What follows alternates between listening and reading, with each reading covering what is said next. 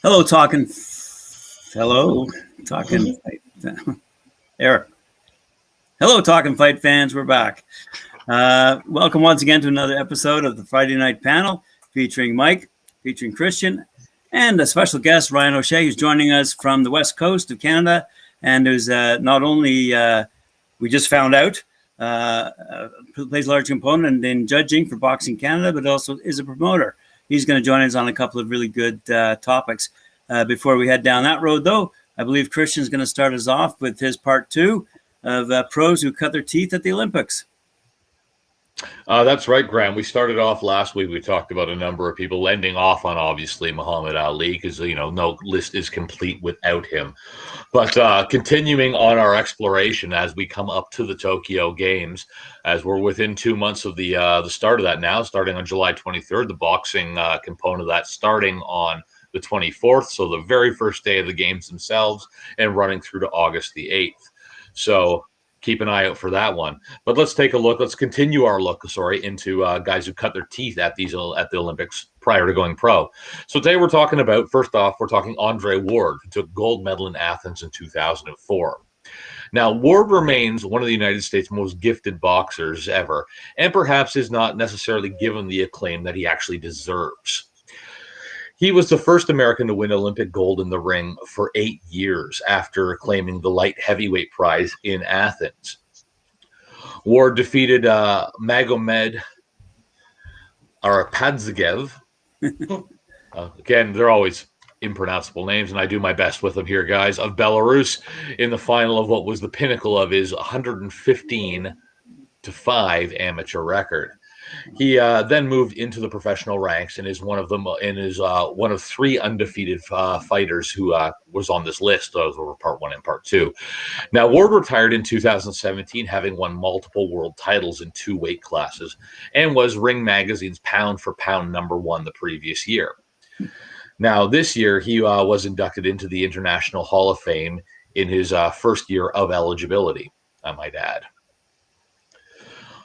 Boxer number 2 on our list who cut their teeth out. I shouldn't say his, because the boxer number 2 is Clarissa Shields, who just took her very first MMA event just this week after she made that shift. But gold medal in London 2012, as well as in Rio 2016. Another unbeaten superstar, and the fighter regarded by many to be the greatest female boxer of all time so far. Now, chasing further fame and fortune in MMA, Shields has conquered the sweet science in an emphatic manner. The charismatic American stormed into victory middleweight in the 2012, and then became the first from the U.S. From the U.S. male or female to back it up in 4 years later in Rio de Janeiro. Now, Shields turned pro with an amateur record of 77 wins, 19 by knockout, and just 1 defeat. Now, she claimed multiple world titles in 3 different weight classes and is the fastest fighter of either gender to do so. She is also the first world champion in the 4-belt era to carry an undisputed title in 2 separate weight classes. Something to be considered. Of course, our list would not be complete if we didn't talk about Money Mayweather. Floyd Mayweather, bronze medal, Atlanta 1996. Some of you might be surprised it's only a bronze here, since it is Money Mayweather we're talking about.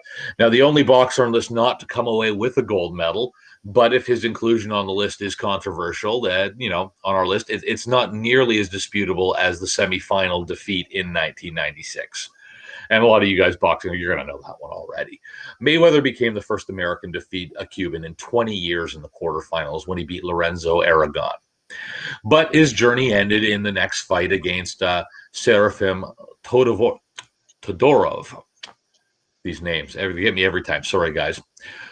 Todorov of Bulgaria. It's these Bulgarians that keep getting me. Even the referee Hamed Hafez Shulaman of Egypt thought that Mayweather had won, raising the American's hand by mistake when the decision in favor of Todorov was read out. Now, Todorov was adjudicated to have won 10-9 on the cards, and the U.S. team lodged official complaint. These names. Wakerla One of 4 American judges at the games even resigned his position out of protest. Either way, an American judge resigned out of protest because of the injustice. The judging was totally incompetent, the judge said. Judges failed to impose the mandatory 2-point deduction against Todorov after he was warned 5 times by the referee for slapping. 5 times. Oh, we're joined by Cedric Benn. Good Evening, everyone. Cedric. Glad Hello, to have hello. you here. We're just running through the list right now of pros who cut their teeth at the Olympics. I know you were watching last week when we did the part 1 of this. So we're just working our way through that. But thanks for joining us. Thanks. All right. So moving along here, so Todorov was warned 5 times for slapping during the course of that. Now Mayweather himself added that everybody knows that Floyd Mayweather is the gold medal favorite at 57 kilograms. In America, it's known as 125 pounds. You know, and I know I wasn't getting hit. They say he's the world champion. Now you all know who the real world champion is. Now that setback only served to fuel the fire for Mayweather, who went on to become one of the greatest boxers in history, reaching a 50-0, 50-1 if you count that slapping fest against Logan Paul the other day. For my money, and I think, Mike, you posted this one on Instagram at one point in time, it definitely looked like a potential knockout, or could have been a standing 8 if Money Mayweather hadn't held Logan Paul up during that. But, we'll talk about that. We'll talk about that later if we have to. But 50-0 record, we'll call it, as a professional, and competing in 2 of the most lucrative bouts of all time against Manny Pacquiao, and then obviously the Conor McGregor crossover fight. So as far as we're talking dollar value there. So moving on in the list, though, we've got Anthony Joshua, gold medal, London 2012. Now, Anthony Joshua's ascent to the top started in 2012, but he was still a relative newcomer to the elite level of the sport, having taken up boxing only at the age of 18. It was a rocky road to the gold medal match, and Joshua won a controversial decision over Cuban Erislandy Savant, taking the bout 17-16. He then overcame Zhang Zhilei, or July, depending on your flavor there, who had won super heavyweight silver 4 years earlier before narrowly outscoring Ivan Dichenko 113-111 to reach the final. Now, there was again some controversy about the final itself, with some claiming that a home decision, quote-unquote home decision, had been made in Joshua's favor. His bout with Roberto Camarelle was scored 18-18 after 3 rounds, with the Brit having fought back to level it.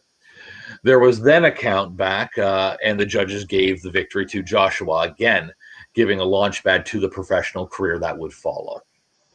Under Eddie Hearn's guidance, Joshua was built into a superstar, fighting all over the UK and filling out arenas. He then claimed his first world title against Charles Martin, and then later claimed the vacant WBA and IBO belts with his famous win over Vladimir Klitschko. That was done in front of 80,000 fans at Wembley. Now, the shock defeat by Andy Ruiz in June of 2019 is still the only blip on an otherwise spotless copybook, and a huge domestic showdown with Tyson Fury awaits, theoretically. Obviously, that one's now been put onto the back burner with the whole Fury and Wilder thing. It's not important. Well, it is important, but it's not what we're talking about right now. Now, that would have been if everything had gone off without a hitch, which it hasn't. So to finish off our list for today, on what we're talking about, fighters that we're talking about today, we're going to talk about Sugar Ray Leonard. Big name, gold medal, Montreal 1976. Right, Montreal. Yeah, so Leonard came up against a fearsome Cuban, Andreas Aldama, who had stormed into the final after 5 straight knockout victories at the light welterweight. But the American dominated the fight, forcing 2 standing 8 counts and giving the judges a relatively simple decision at the end of the day here. Now, incredibly, after winning gold, Leonard said, "I'm finished. I fought my last fight. My journey has ended. My dream is fulfilled. Now I want to go to school." He ended his amateur career with a remarkable record of 165-5 with 75 knockouts. Now, Leonard was forced to change his plans and had to enter the professional ranks to support his young child and infirm parents. Now, this proved to be a life-changing decision, and now Leonard is regarded as one of the greats of all time. His 2 fights against Roberto Duran are legendary, and he won world titles in 5 different weight classes. Leonard was famously part of the Fabulous Four with Duran, Marvin Hagler, and Tommy Hearns, who all fought each other in a golden age of the sport. But that takes us through part 2 of our list today of fighters pro fighters who cut their teeth at the Olympics. So I'll pass things back to you, Graham. That's our history lesson for the day. Thanks very much, Christian. Really appreciate that. Thanks for joining us, Cedric. Good to see you again. Prior to starting this show, we were talking with Ryan about judging, and he was telling us, and something that surprised Mike and I, that the Boxing Canada is using Zoom. Was it Zoom you're using to actually judge Olympic sparring bouts right now? Is it to see how you're comparing to the outcome, or? Yeah, we've done this a couple times over the last few months. So Boxing Canada initiated through their Referee and Judges Commission an opportunity for officials from across Canada, referees and judges, to log in and watch some competitive sparring from the National Training Center. And so there was a number of Olympic athletes or Olympic level athletes who were sparring, and the officials would zoom in and we'd provide immediate feedback to Boxing Canada and the technical director and the head coaches on how we scored those bouts. So those athletes would get immediate feedback because, of course, no judges are allowed to enter the National Training Center at this time. We would provide that feedback over Zoom, and the athletes would get that feedback immediately from some of the judges across Canada. So, question there: so what accreditation are these judges who are being invited to score on that? Are these AIBA accredited judges? Or are these within who's the governing body for who can judge these bouts? Yeah, it's a good question. So when there's they've split this up into 2. So one was a kind of preliminary training refresher course, and so basically all level 1 through IABA accredited officials were invited. The second and most recent one, in which some of the athletes were preparing for Tokyo, that was level 4 and IABA 1, 2, 3 star officials. So the most recent one was level 4 and higher. Wow. Yeah. Okay, so that's not a light accreditation. That's pretty heavy. That's pretty heavy stuff. That you can't just walk off and then sign up to get that. Correct. So basically, quick summary: level 1 entry level, level 2 kind of club level, level 3 and 4 you'd be able to referee and judge at the provincials. Level 4 minimum for the nationals, and the IABA 1, 2, 3 star would be to officiate at an IABA international level. Wow. Given the trouble that AIBA's been in and how it got to where it's at right now, is this something that they initiated here? Is this going on around the world? So I don't know if it's dead. What's happening within Boxing Canada did not come from AIBA. This is something that Jennifer Huggins and Pat Fiacco created through Boxing Canada's Referee and Judges Commission. And again, to your question earlier, it serves 2 purposes. It's one, to help train and mentor some of the newer officials and expose them to kind of top level competition through Zoom. And it's also an opportunity, especially during COVID, for some of our higher level athletes to get immediate feedback when officials in competition aren't allowed. Wow, that's amazing. The reason this came up, fellas, is Mike and I, while we were talking to Ryan, we're explaining some of our technology that we're using in our back end, so that in a post-COVID scenario, Talk and Fight will be able to broadcast local bouts, for example, and live stream these bouts as events as they occur to audiences, not only locally or regionally, but around the world. So this is how this came up. And Ryan was kind enough to explain that, well, guys, it's already being used by Boxing Canada. So that's great news. Fantastic. Seems Fantastic. like it's a wonderful idea then. Well, Yeah, and anything that's going to improve the sport, exactly. especially seeing Christian point out a couple of questionable judging calls that have happened at the Olympic level prior. Remember, all 36 judges and referees from the Rio de Janeiro Olympiad for the boxing contest have been permanently suspended. By AIBA. Wow. Really? Why? Everyone who is involved, because that entire contest is now considered, by and large, to be considered a corrupt contest, and whether that be through incompetence, manipulation, or corruption, which are the three categories they basically score. They looked at that under. It's basically been decided that was a corrupt contest, and they've just everyone who was involved at the judging or referee level for Rio has been basically let go by AIBA at this point in time. Because in June of 2019 is when IOC completely stripped AIBA of their ability to administer the boxing tournament for the Olympics. Cedric, refresh my memory on this, or maybe Ryan can chime in on. Was it the '88 Olympics where the Canadian team, the boxing team, I think it might have been led by Lennox Lewis at the time. Yes. But I'm just curious, didn't we lose a whack of every time really bad calls? 88 was actually the same Olympics in Seoul where Roy Jones was robbed in the finals. Yes. And still ended up getting Roy Jones was robbed in Korea against South Korean. Still got the Val Barker Trophy. He's the only amateur Olympian to ever be named outstanding boxer of the tournament and didn't win gold. Wow. Yeah. That was. I don't know if there's been a lot of questionable ones, but I don't know if there's been one that was any more obvious than that one. Yeah. So our point earlier was, anything that can improve boxing's judging can only benefit the sport. So we had taken it a step further, and we were talking about some of the new technologies that were being implemented right now, where they can use AI, for example, to not only count punches, but also the force of those punches and where those punches are being landed, to augment and assist the live judges that are actually. Is it at this Olympics, Christian, where they're going to take a computer-generated level of the judging?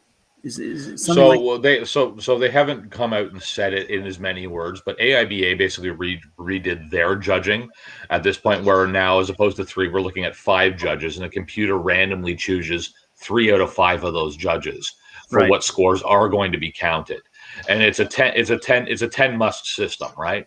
So whoever wins a round, you're going to see 10 points, and then you're going to see whoever doesn't win that round score between 7 and 9 points. 7 being obviously devastated. So the big difference is now what we're seeing, and they're doing the same thing as AIBA, while not crediting them, even though AIBA was the one who really pioneered the system. They're also now, when we saw this at the qualifiers, the Euro qualifiers over the last few days, where we're also starting to see scorecards being announced at the end of every round.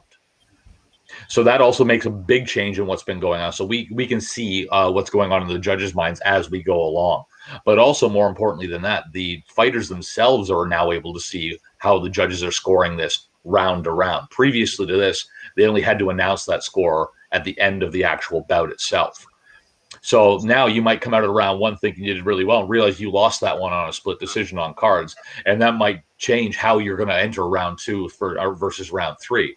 So there's been a number of changes that they've taken up, but the biggest ones being the announcement of who won a round at the end of the round, and also the computer scoring, randomly choosing 3 out of 5 judges' scores, and that is done at random as to who's going to connect there. Cedric, go ahead. The 10-point must system that just recently changed a couple of years ago, correct? Mm-hmm. And it's been in play now. I want to say for about 2 or 3 years across Canada at the amateur level. Yeah, definitely. I remember it's interesting when you talk about scores being revealed in the old computer system. Back when I used to compete in the 90s, there'd be a runner and we would see the scores in between rounds, so it would go to your corner. But it wasn't officially announced. It wasn't put out to everybody. But you might have an idea in the corner if they got to you quick enough. That's right. And the picking the 3 out of the 5, that something that was an old rule that came back? I think I remember that a few years ago. Or was that new also? I'm not sure if that came back, but that was one of the innovations that AIBA started putting in this year in response. Once Umar Kremlev took over as the president of AIBA and Secretary General went to Istvan Kovacs of Hungary, these guys have been really working hard to shed the old AIBA kind of stigma So they're working really hard to put transparency into judging and refereeing. Now, there's already been a questionable result about the ASBC Asian Championships that just happened with against Amit Pingal of India, and they're contesting the what happened in that bout. So already AIBA said we're launching an investigation, and we will bring in an independent expert to review that bout as well. So they're in a real push right now to show a lot of transparency as far as just judging and refereeing goes at AIBA, because their goal is to get reinstated as the administrative body for the Olympic tournament, for the Olympic boxing tournament. Good. Okay. One of the reasons that Ryan's sitting here tonight is I'd asked him about the situation out west with respect to COVID, how things were going. And obviously, COVID's had a huge impact on the number of fights. But you said things were starting to pick up. Ryan, can you somewhat elaborate on what's going on the West Coast for us? Yeah, out in BC, we've been fortunate, I would say, with the exception of out east in Nova Scotia, to be one of only two provinces to have held an event in the last 16 months. So Nova Scotia held a few. They were actually very creative. They held an event outside at a drive-in movie theater. So they set up the ring. People drove in and, could probably see the ring from the distance, but the fights were projected on the big theater screen. So we held two amateur events late October before restrictions were reimposed. And most recently, about a month ago, we had two pro events. So Three Lions Promotions came out and they held an event at Griffin's Boxing. That was headlined by Ryan Rizicki. And then the weekend after, Alliance Boxing held an event at the gaming stadium. So this was a nice little pivot and very smart of the group at Empire. The gaming stadium is a video competitive environment. And so all they did is they cleared out all of the video games, set up a ring, and the full production team was already in place to live stream this. So I was invited to do the color commentating. We were behind kind of the production facility. And all they did was clear everything out, set up the ring, and they had 6 excellent matches, and it was live streamed because it's, at the end of the day, it's a production facility. So right now, BC, we're actually, as of next week, we're allowed to return to sparring. So June 15th, full sparring, and technically indoor competitions can begin, but we're not actually going to sanction our first event till September. So we'll be back at it in September. Wow, that's good to hear. Mm-hmm. Very good to hear. Geez, in Ontario, patios just opened today, so we might be half a step behind you on this one. Yeah, well, this is going to impact the national championships, where obviously those were postponed this year. So when are the 2022 national championships going to be held? I think it depends on the phasing back across the country, because while BC will be ready and Nova Scotia will be ready, if Ontario and Quebec aren't ready to compete at the nationals, there's no national championships really. So we don't have a date yet. I'm guessing it's going to be sometime in the spring of 2022. Yeah, out of curiosity, if a boxer wants to go onto the national team or is qualifying for the national team and he has to move to Montreal, do you think that's going to change in the future then, given technology?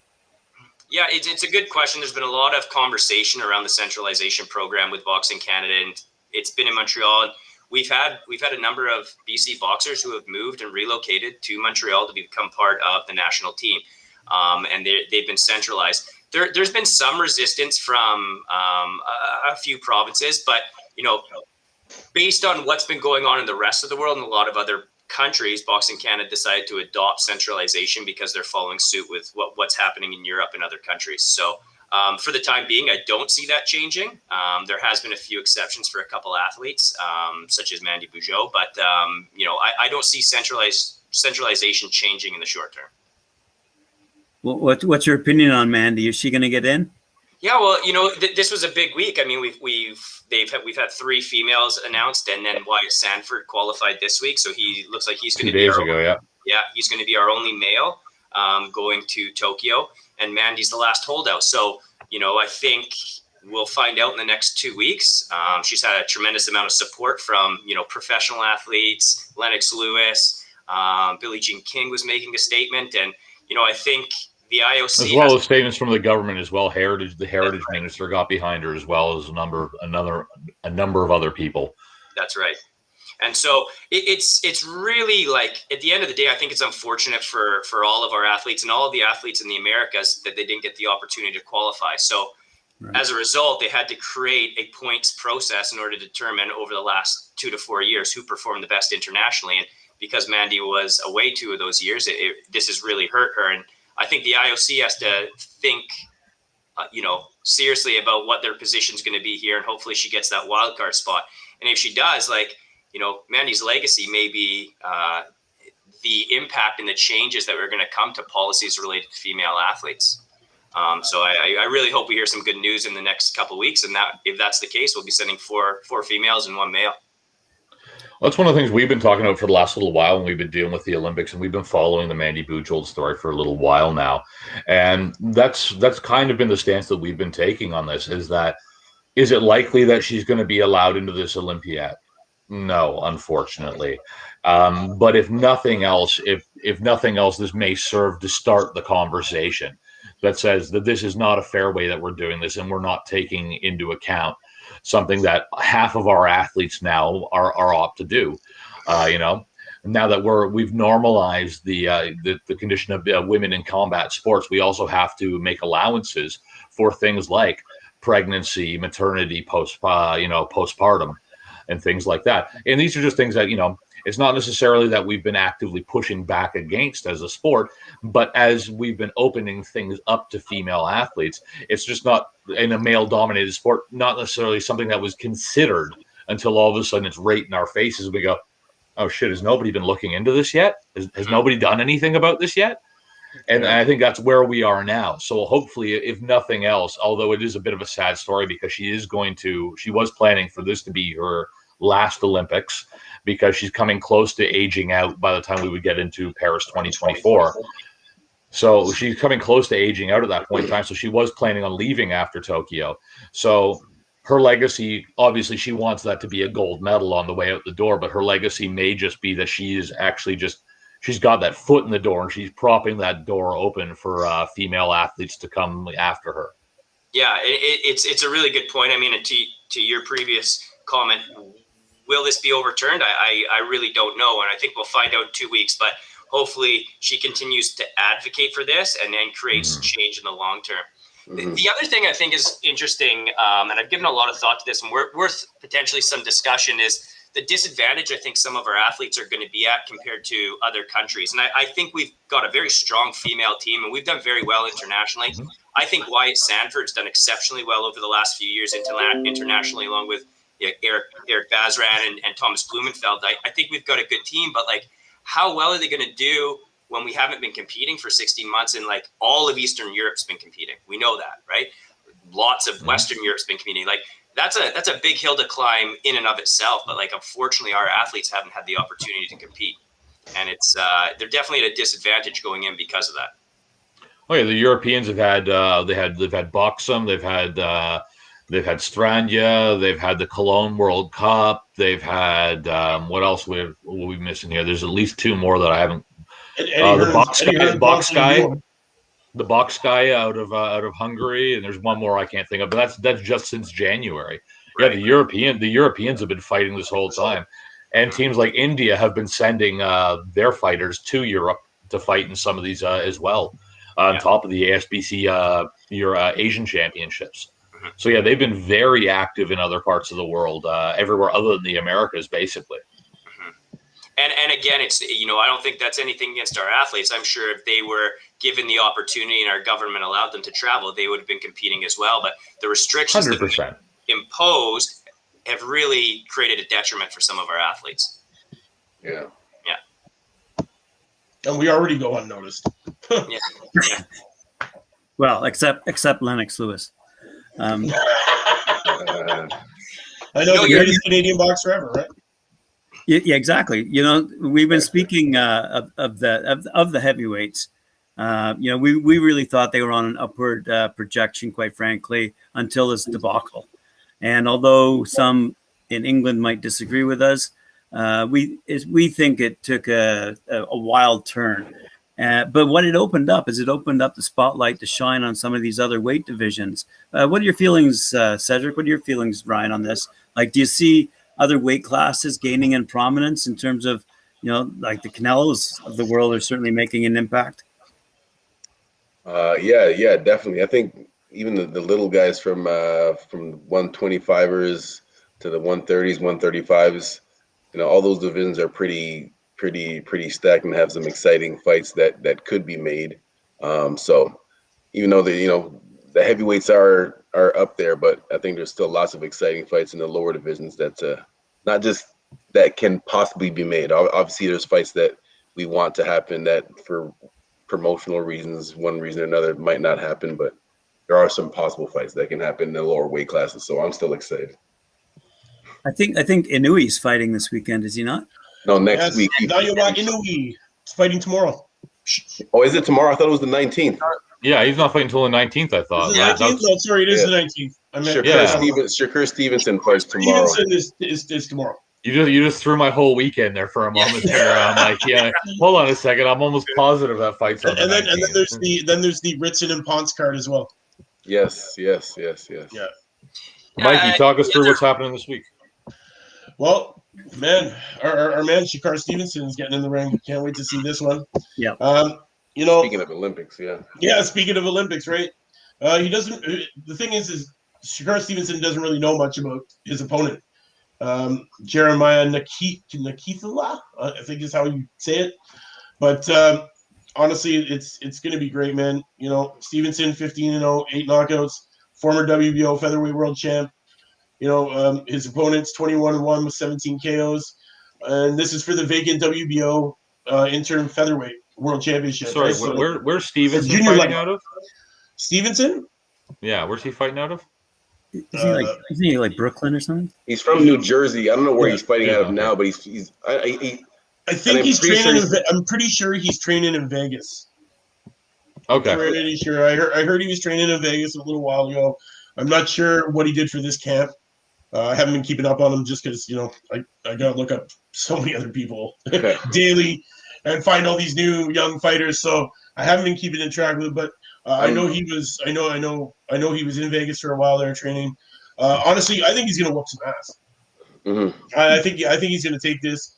I stand behind him. I like Shakur Stevenson. For such a young guy already, he's got such an advanced ring IQ. Exactly. And his ability to control the center of the ring and cut those angles is just far beyond people of his age. And anybody in that weight class, really, he's a true monster in that ring. And you know what? I can't wait to see this card. This is the one that I'm gearing up for this weekend. And that's for the WB. That's for the WBO interim super featherweight title. Yeah, super featherweight. What's that?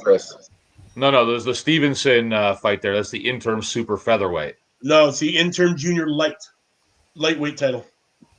Which is what number? What pounds is that? We should tell people that because we're looking at two different things then right now. While you guys look that up, let me just give my quick opinion. I always thought very, very highly of Shakur Stevenson. Just like Mike said, I think his skills are very mature for his age. Since we were just talking about the Olympics, he won. He was 17 when he won his silver medal against when he lost to the Cuban in the final. And again, when you look at him, you can just tell. And again, because he's so young, like he doesn't get worked up. He's not like some young fighters. Like you can tell that they're nervous. Like with him, you can tell he's relaxed. Like his skills are very mature for his age. Not just his skills, even his composure is very mature for his age. It's a complete chess match when you watch him fight. Mm-hmm. Like when you talk about fighters, 10% physical, 90% mental. You really see it in this kid's face. Exactly. He doesn't get nervous, mm-hmm. and he keeps his composure even under pressure and under shots. Everybody says you got a game plan to get punched in the face. He gets punched in the face and continues his game plan because he's so on point. Actually, I think it was Tyson who said that, not everybody. Yeah. But at the end, Mikey, I just had a quick eyeball this one at that card, and it is the WBO interim world super featherweight that Okay. fight is for. Sorry, it must have That been is the super it featherweight. must have been a typo. Fair But yes, enough. you are correct. I checked a couple sources on that one. This is an exciting fight too. I mean, if Shakur wins, it sets up an undisputed or a unification bout against Jamal Herring, which would be a great test. Oh yes, yes. That'd be huge. I expect we're going to see Shakur on the pound for pound list in the next couple of years. And to all of your points, I saw him. I met him in New York about 3 years ago at the Lomachenko fight. And what surprised me, and we know how young he is, but like he's a baby. Like, and this is 2.5 years ago now. But like I saw him and I was like, this guy's just coming off the silver medal at the Olympics. At that time, he was like 11-0. I mean, he's a baby. Like he's a little boy still. Now he's becoming a man, but like this kid has years in front of him. He's already got the IQ of someone who's had 30 or 40 fights. He's composed. This guy will be on the pound for pound list in the next couple of years. Yeah, definitely. I agree with that. Who else we got this weekend, Mike? We have the Ritson card. Ritson and Ponce. It's the eliminator for the IBF super light title. It should be exciting. You know, these guys both can bang it out. Jeremy Ponce says he's looking to secure it, man. World title fight with undisputed super lightweight Josh Taylor. So he's got to knock out Ritson, right? It's the way it's got to go. So you know he's gonna be fighting hard, man. He's gonna be going for that knockout, so he can step in the ring with Josh Taylor. The winner of this gets Josh Taylor. Yeah. Interesting. Yes. So it's going to be a very exciting fight. You know, if you have that opportunity to go in there and smash the guy out, knowing fully well that you're going for an undisputed fight, you know he's coming in there hard, and you know he's coming undefeated, coming off. You know his last fight was great. I can't remember who. It slipped my mind who he fought, man. But yeah, the card's pretty good too. It should be kind of exciting, you know. But honestly, Ritson Ponce, that's going to be the fight. It should gear up to really compete with the Shakur Stevenson fight for like fight of the weekend, man. These guys are both going to go really, really hard. Because that one's over in the UK. That'll be an afternoon. Yeah, I'll send you the link so we can watch it. Yes, thank you. Yeah, don't worry. I got the link. We'll send it over. Definitely. But yeah, the Ritson card. You know, we got a couple of girls on it. We got Ellie Scottney is on that card fighting Vanessa Caballero. I can't even get it off my tongue, man. I wish it was Italian. I'd be able to say it. But we also have April Hunter on there and Claudia. I don't even know how to pronounce this. Vi. But yeah, no, it should be a good card. A couple of guys, you know, that we haven't heard from yet. But that's the problem in the boxing world, man, is we can't see everybody. We never get to see everybody. So, you know, I don't know too many of these guys. I just know the head of the card and then the ladies that are on it because I'm always watching the ladies because realistically lately they're more exciting to watch than the men. And they're not afraid. They don't duck and dodge each other and use all the politics to their advantage, so they don't have to fight people. They just get in there and smash it out like real people, man, like real true gladiators. But yeah, you know the Stevenson card. Mike, you going to touch on Clarissa Shields then? And her recent. I know it's not strictly boxing, lads. Yeah, but you know what? Are we going to mention Clarissa Shields? Three rounds. TKO. Honestly, she manhandled from start to finish. She was all over her. Did not give her a chance to rest. Just mauled her like a wild beast. It was incredible to see it. I thought she was gonna. I didn't think she was gonna look so comfortable in the ring, but when she got in there, she went to work, man. And you saw boxers conditioning at play, is what you saw. You saw boxers conditioning at play. Definitely, and she was relentless. She was relentless, man. Standing on the ground, it didn't matter. She stayed busy the whole time. And you know what? She came out with the W, like a true champion. You know, I think she's gonna do well in that jump to MMA. You know, yeah, I don't want to spend a month on this one here. It's MMA, it's not boxing, but it is worth mentioning. With the Olympics coming up, it's Clarissa Shields, female fighter. Definitely. She's ticking all the boxes right now, is what she's doing. Yeah, man, she's having fun. She's young. She has nothing Cedric, left to what do prove you in got? boxing. For, just going back to the Olympics real quick, what is the age limit? Is it 18 years old? They changed it after Clarissa won her last one, correct? Yeah, so I'm trying to think here. No, I don't. I think it's younger than that for the low end. I know you age out at 40 in the boxing tournament. Oh, sorry. Not I didn't mean age limit. I mean like how old you have to be to compete, like 17 or 18, which I think it's 17 or 18 because you do have the juniors at that point, the under 18s, and there is the Junior Olympics as well. So I think it's once you do have to hit 18 before you're competing at the Olympic level, but you do age out at 40. No, it's not the same for all amateur bodies, but for at least for the IOC, once you hit 40, it's your persona non grata at that point. like I said, Kioma Ali and Marie Ali. Hopefully, you get the next Olympics. You're right, guys. The number is 18. It's 18 years old. So there you go. Oh, you got the juniors, but there's all kind of junior titles where these guys are still. I mean, if you're fighting before that, there's junior titles, there's junior Olympics, there's junior world championships, there's junior nationals. There's, there's ways to pad out that resume before you hit Olympic age as well. Yeah. So I've got an overlap amateur professional question for you guys and get your opinion on it. Keyshawn Davis decided to turn pro a few years ago and avoid going to the Olympics this week based on the America qualifiers not happening. He's now qualified. He's going to be part of USA Boxing. Like, this is a recent rule. I know we saw it in 2016. I think, I was really excited to see Keyshawn Davis turn pro, and now he's been given the opportunity to fight for gold. Like, what are your thoughts on this ruling and Keyshawn Davis? Cedric, start with you. We're going to start with you, Cedric. What do you got? How many professional fights does he have so far? Three with 2 knockouts, but he has stayed ready to compete at the Olympic level. And he's how old? He is, I don't know, like 18, 19? No, he's 22 now. He's 22.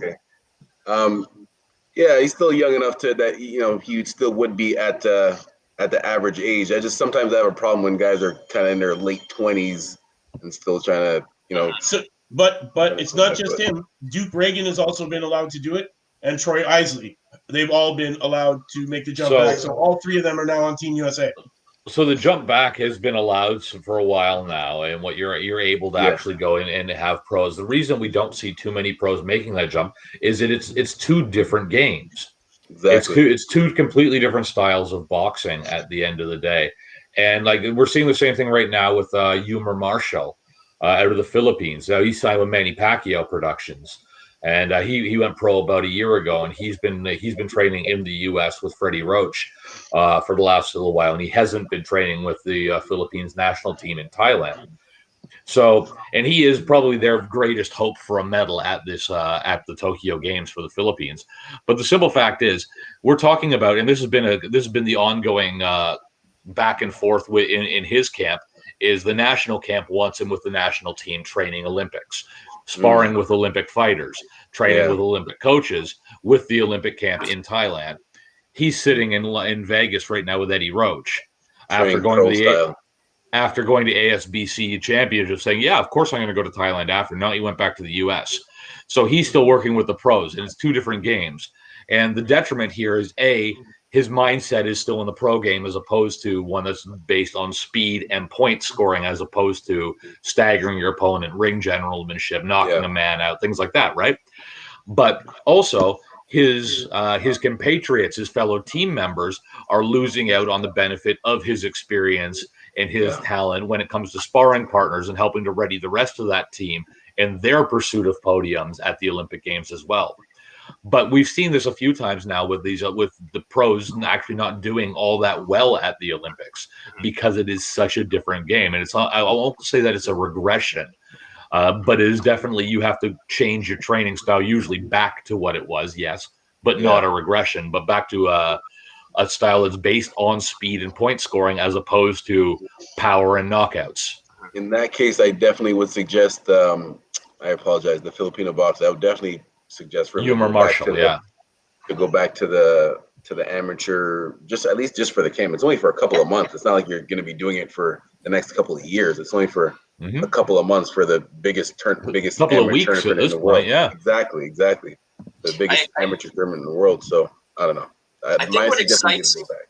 Sorry to interrupt. I didn't mean. I think what excites me about Keyshawn a little bit, and we've seen that this experiment didn't work in 2016, and people weren't successfully able to make that transition back to amateur. And as you pointed out, 2 different games. Volume punching and scoring over ring generalship, sitting on your punches, scoring hard, heavy shots. What excites me about this is I think Keyshawn Davis is potentially, although he may not be, but potentially the guy who actually could transition back, because he's only been out of the game for a few years. He's got the skills. He's got the pedigree. He's got the composure. He may medal. He's one of those guys who may be able to pull this off. I don't think that he can, but he might. That's what they believe. They believe that he's their best shot at a medal. His first pro fight was only back in February. He's only been competing for the last 3 months at the pro level. At all the papers and all the interviews have said that he has stayed in that mind frame to fight and compete at the Olympic level. So you know what? He might be the best choice for a medal, man. He may medal. Especially after you said he only turned pro a couple of months ago. Yeah, his first fight was February 27th against Lester Brown, and it was a TKO 2 in the second round. So definitely. So and then he fought March against Richmond Ashley. That was stoppage in the 4th, and then Jose Antonio Meza was May the 8th. So he has a lot more high-level amateur experience than he does pro experience. So exactly. I definitely could see him winning a medal for that reason. Yeah. But then you also have Duke Reagan too. He's another one that's going to be making that move over back from pros to the amateur, which he's 23 years old. He's only got 4 fights under his belt. His first fight though was back in August 22nd of 2020, so he might have a little bit harder of a time maybe making that transition back because he's already been almost a year at this elite level of the pros, so it might be a little harder for him. Interesting. I'm happy to see the best compete. Exactly. What's next? What else? Headlines. Headlines.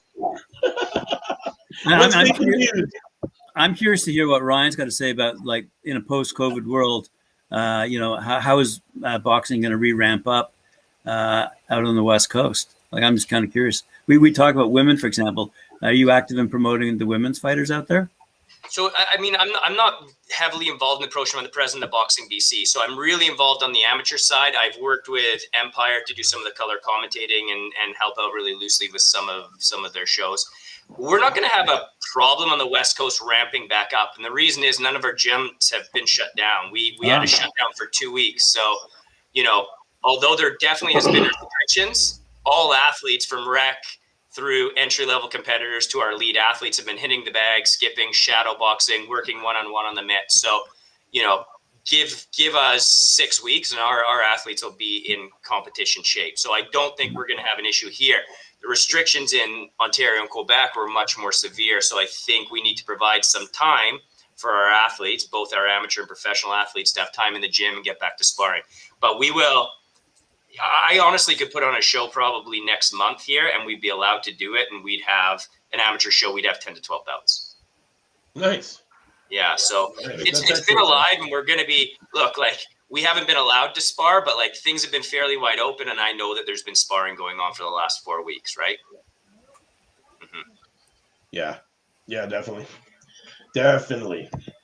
I do know as well in September Three Lions was saying they were going to come back out and do another show if things don't up and up in Ontario at Griffin's. And I know that we're going to have another pro show through Empire in September. That may be a pro-am.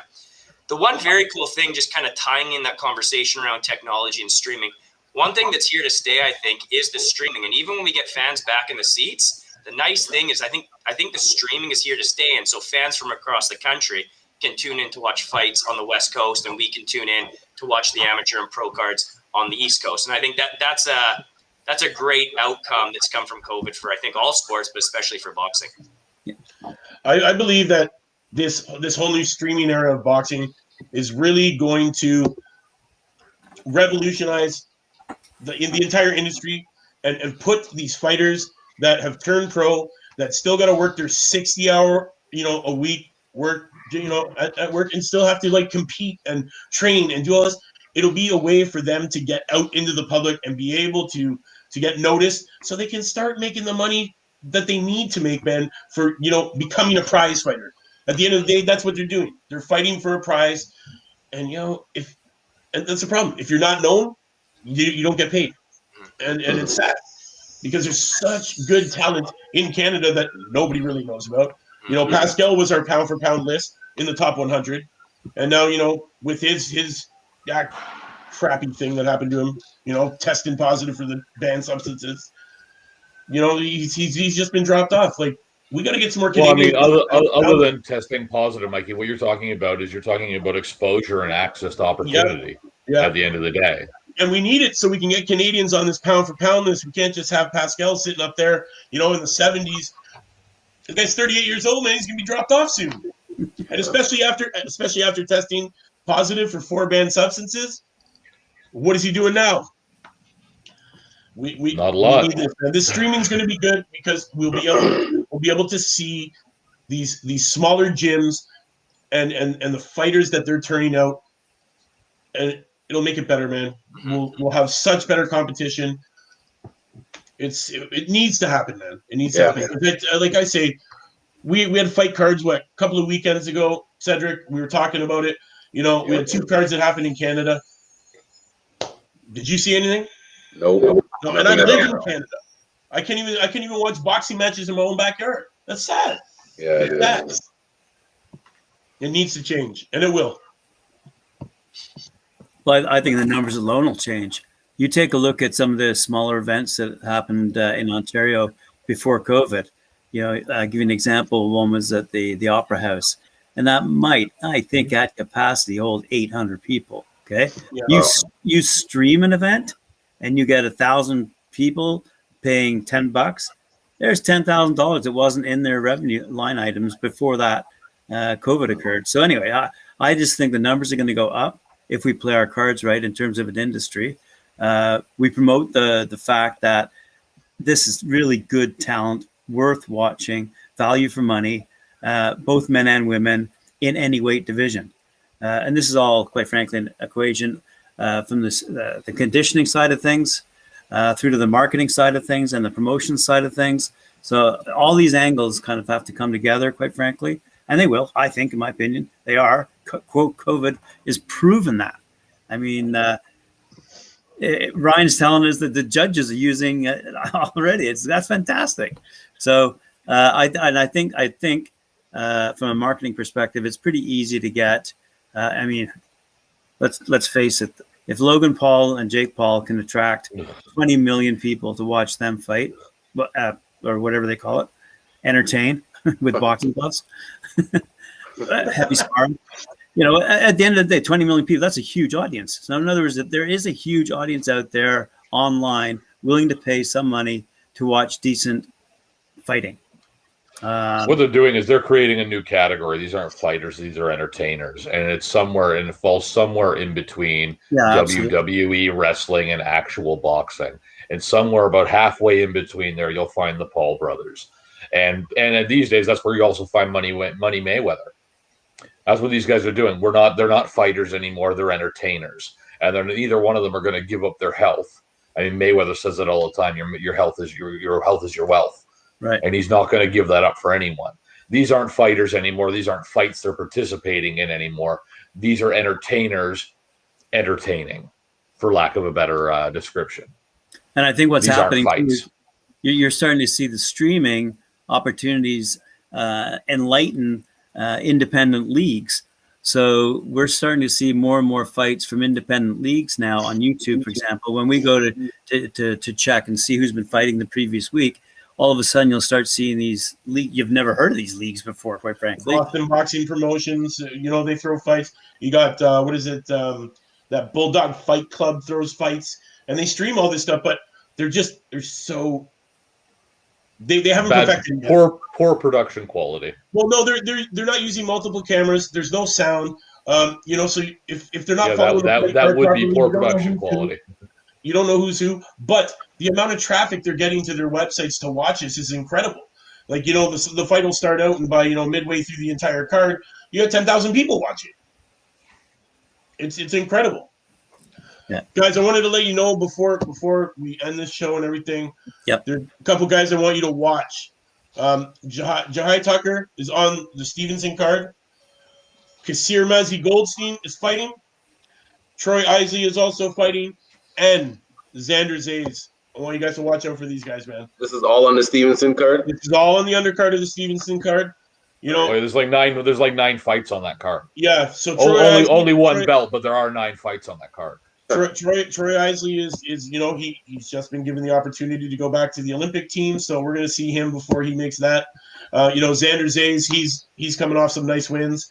Kasir Mazzi, we've interviewed him. We've talked to him many times. He loves the Talkin Fight family.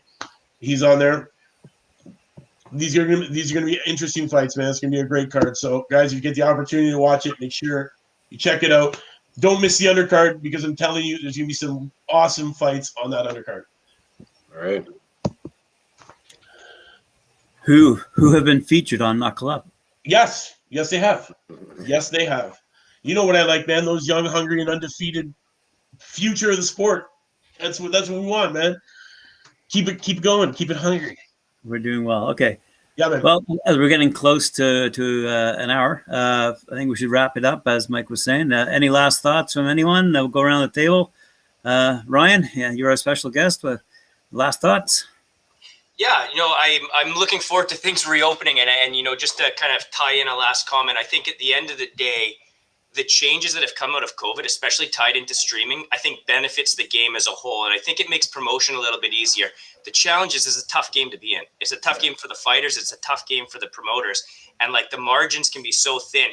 If we're able to leverage social media and especially streaming to increase revenue on a show by 10 or 20 grand, I think it's going to benefit our sport as a whole. So I really am excited for the year ahead, the end of this year, and especially into 2022 to see how we recover, but how the changes that have come about through COVID hopefully lift our sport a little bit higher. Absolutely. Well said.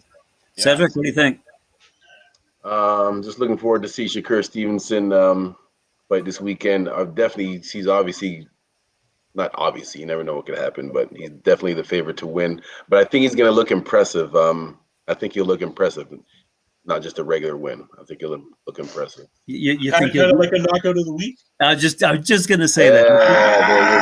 There you go. You beat me to the punch. There you go. Yeah, that's my prediction. My prediction is Shakur Stevenson will have the knockout of the week. Oh, you heard it here, folks. You heard it here. Before Mike takes us out, Christian, what are your last thoughts? Just getting excited for the Olympics. We're getting pretty close at this point in time. We've had the last of the qualifiers is now gone, so all we're waiting on is the finalization of the those boxing task force ranking points that are going to decide what would have gone to the Paris World qualifiers, which aren't happening anymore, and the tripartite slots, which is only a couple of those, but we're finalizing that card for the Olympics, so I'm getting excited about that. Because you guys got to remember, every 4 years when we have this Olympic tournament, right after the Olympics, we see a whole new class of guys decide to turn pro. So every 4 years, the pro scene gets this new injection of talent that are just coming off Olympic wins in multiple weight classes, right? And now that we're going to be seeing that against weight classes, not only for the men, but also for the women, I'm excited because we're going to see some great boxing in July, and then we're going to see some big fights start to get announced as these fighters turn pro throughout the course of the summer and the latter half of the year. So that's what I'm excited for at this point. And if they don't go pro after the Olympics, they might hold up for the AIBA championships in November. But after that, we're going to see a whole new class of pros coming in. There you go. True that. All right, Mike, any last comments before you take us out? You know what, Cedric, Ryan, Graham, Christian, it was great. Ryan, you definitely have to come back again in the future. thanks for taking the time out of your busy schedule to come and join us. You know what it is, man. We got to go to work now. Time to watch fights. So, fans watching around the world, that's a Friday night panel. Make sure you tune in next week, same time. Yes, and catch me and Cedric Sunday for the Knuckle Up Knockout of the Week. Make sure you tune in. Find out everything that happened this weekend. View it, like it, share it. Jab that like, hook, subscribe. Knock us out those comments. Thanks for having me, guys. Yeah, man. Thanks for